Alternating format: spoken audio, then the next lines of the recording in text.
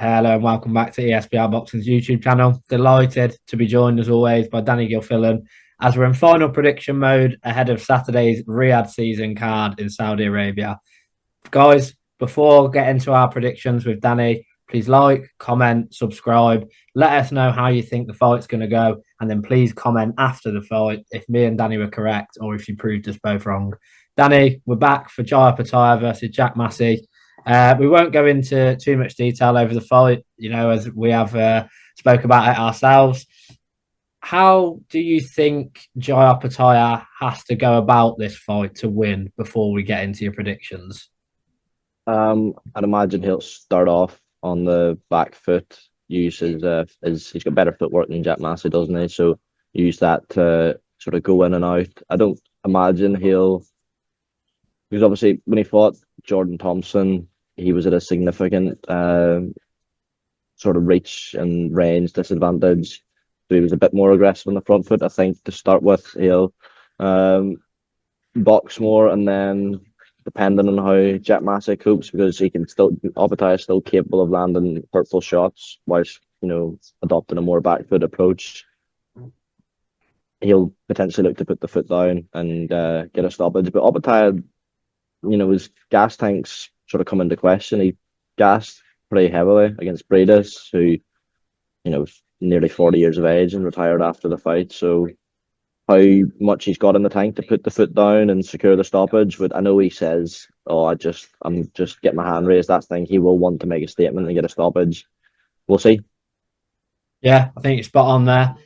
Jack Massey's durable, he's strong.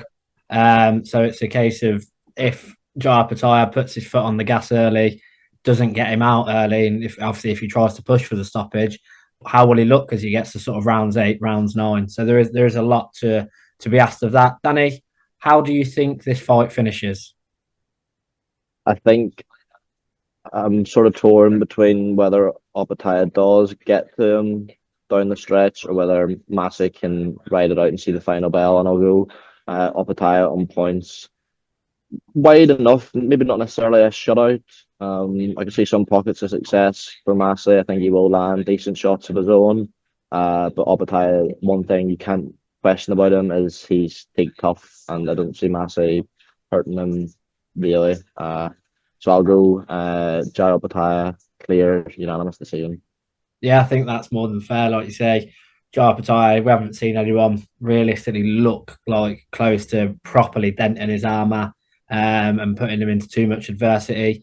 Jack Massey could be the man, but I highly doubt that'll happen. He's not the most powerful of fighters. He doesn't carry the heaviest punch. Although he is durable, I do think Opetaia, I don't want to say he hasn't got a choice in this fight where he has to stop him, but I think the way he looked, obviously, in the first Maurice Breedis fight with a broken jaw, then absolutely demolishing Jordan Thompson, Nelly Zorro, like literally just absolutely pulverising the pair of them, to then underwhelming against Maurice Breidis. He's going to personally want to put a show on. His team are going to want him to win comfortably and confidently. So I'm going to go a late stoppage, sort of right at the back end of the fight, rounds 10, rounds 11.